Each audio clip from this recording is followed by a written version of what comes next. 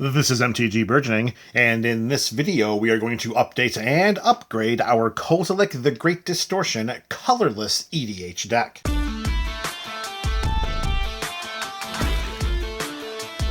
Welcome and thank you for joining us for another installment of the Up and Up series. Today we have Kozilek the Great Distortion, and if you are unfamiliar with this build, you can go skulking around in the description below of this video, where you will find links to this build's deck tech, the deck list, and its video primer series. Alright, we've got 4 cards going in and 4 cards coming out, and the first card going into the 99 of this Kozilek Colorless EDH deck, there it is, Spawning Bed. Alright, this is going to tap for a colorless mana, or we're going to pay 6, we're going to tap and sacrifice Spawning Bed, and we're going to create 3 1/1 colorless Eldrazi Scion creature tokens that have sacrifice this creature, add a colorless mana.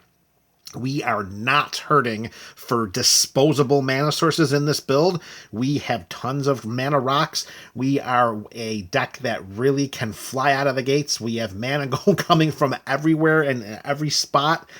We can afford to sacrifice a land to put 3 colorless creatures onto the battlefield.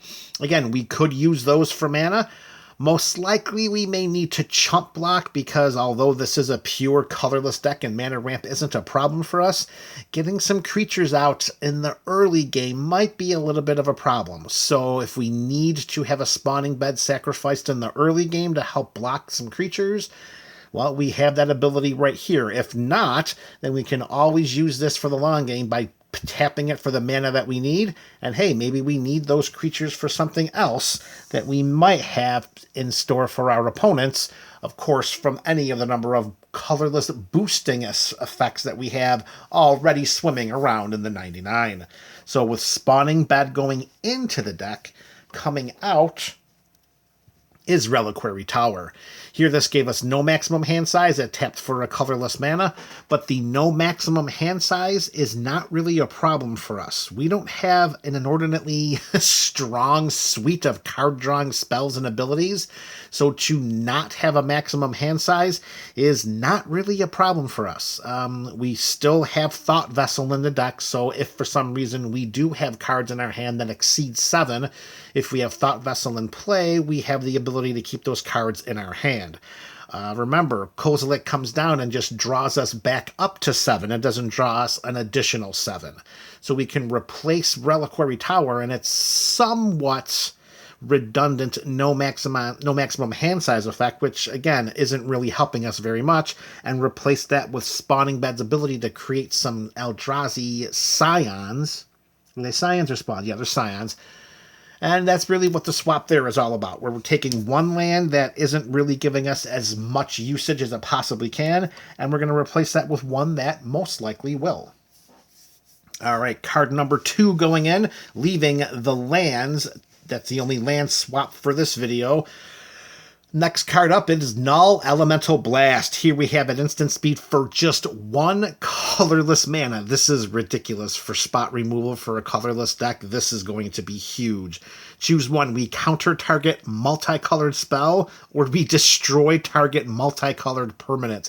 And we're in Commander in an all-colorless deck, and we can just spend 1 colorless mana to do either one of those 2 things. That is unbelievable. We are going to take that card every day of the week and twice on Friday Night Magic. With Null Elemental Blast going into the 99, coming out, it's going to be Mimic Bat. Here we have an artifact that the mana value of 3. It has the imprint mechanic, and that will be triggered whenever a non-token creature is put into a graveyard from the battlefield. We may exile that card, and if we do, we return each other card exiled with Mimic Bat to its owner's graveyard. Then we can pay 3 generic mana and tap the Vat to put a token onto the battlefield that's a copy of the exiled card. It gains haste, and then we exile at the beginning of the next end step. Couple of reasons why this card is not as effective in this deck and in my playgroup as it could be. So, for us, so many of the creatures in this deck have the cast triggers. You know, it's filled with Eldrazi, so we're going to get tons of cast triggers. Well, when we put a token onto the battlefield that's a copy of it, if it's exiled with Mimic Vat, we're not getting that cast trigger. We're not casting the token copy, we're just creating it and putting it into play. So that one hurts, that we're not getting the cast triggers off of any potential Eldrazi that we exile with Mimic Vat. Another reason why this card is not a high-performance performer for me and my playgroup is my playgroup do not run tons of creature decks. A lot of them are spells. I've got a lot of spell slingers in my playgroup. So Mimic Vat a lot of times will just sit on my side of the battlefield and it'll just gather dust. So I think a card like Null Elemental Blast, which, let's face it, that would be a beautiful card to counter some of those, multicolored spells that are being slung my way, in addition to the, once in a while multicolored commander that comes down, which I couldn't even use with Mimic Vat because the controller of that commander can just return it to the command zone. So, and even in that regard, Mimic Vat still fails. So I think overall, Null Elemental Blast is going to have a bigger impact on the game than Mimic Vat will. We're going to see, but I still think that that's going to be a better swap overall for this build. All right. New card number 3 going into the 99. We have Twins of Discord. Speaking of those Eldrazi, how about this 8/6 Eldrazi for 7 generic mana? And whenever we attack, we choose odd or even, and creatures with mana value of that quality cannot block this turn. Keep in mind that creature tokens, have a mana value of 0. So if 0 is going to be considered even, so if you're sitting down at a table, you're playing some EDH, and you have some spell slinging, token producing token producing players, and they got a nice little chunk of creature tokens on their side of the battlefield.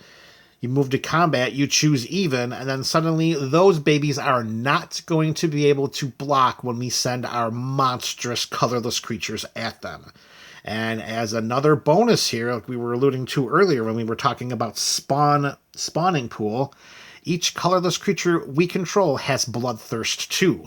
That means that any colorless creatures that come into play for us, if an opponent lost life that turn, they come in with 2 +1/+1 counters. So suddenly, if for some reason we want to sacrifice that spawning bed and put 3 of those Eldrazi Scions into play, they're going to come into play with 2 +1/+1 counters as long as one of our opponents lost life this turn. That ability is not going to be as impactful for us as the unblockable ability in the previous lines of text with Twins of Discord, so we can consider the second wall of text there to just be some gravy. With Twins of Discord going into the 99, it's going to replace Stone Coil Serpent. So here we have an artifact creature, it's a snake, 0/0, mana value of X, comes into play with X +1/+1 counters on it, has reach, has trample, and has protection from multicolored. Not that those abilities are bad, not at all. However, Stone Coil Serpent is and only acts to itself. We are trying to find ways in which to synergize the theme of this build, being a colorless build, having Eldrazi, allowing our opponents the somewhat delusional approach to think that we're going to be a weaker deck because we're only playing non-color, or because we're only playing colorless. So Stone Coil Serpent can come down. It could be pretty big. I mean, we could get a number of +1/+1 counters on there to make it pretty formidable, but it's just it's on an island, and it's not synergizing with anything that we're doing. With Twins of Discord, it has an ability that allows us to attack our opponents with fewer creatures that they can potentially block with. Stone Coil Serpents, even though, the reach is nice, the protection from multicolored is nice, but again, we're not getting the bigger bang for our buck here. We want to have more of an impact overall on our board state, and I think the Twins of Discord will do that over the Stone Coil Serpent. All right, last card going into the 99 today, and that is, there it is, Ulamogs Dreadsire. All right, we have another Eldrazi here, a 10/10 for 10 generic mana. It has Vigilance and it has Ward, sacrifice a permanent with mana value 1 or greater. So if our opponents want to target Ulamogs Dreadshire, they're going to have to sacrifice something more than just a token, because a token's not going to cut it because, like we said, they have mana values of 0. We can just simply tap Ulamogs Dreadshire to create a 10/10 colorless Eldrazi creature token.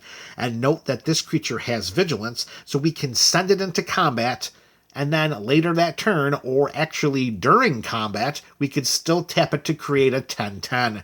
Wonderful addition to this build. We're going to have a lot of fun playing with Ulamogs Dreadsire.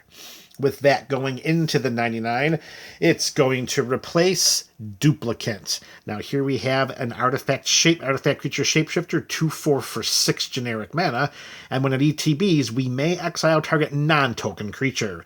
As long as a card exiled with Duplicant is a creature card, Duplicant has the power, toughness, and creature types of that creature card, and it's still a shapeshifter. So the thought process here was... Duplicant is going to come down. It's going to exile a creature, which is a very nice piece of removal, because let's face it, it's not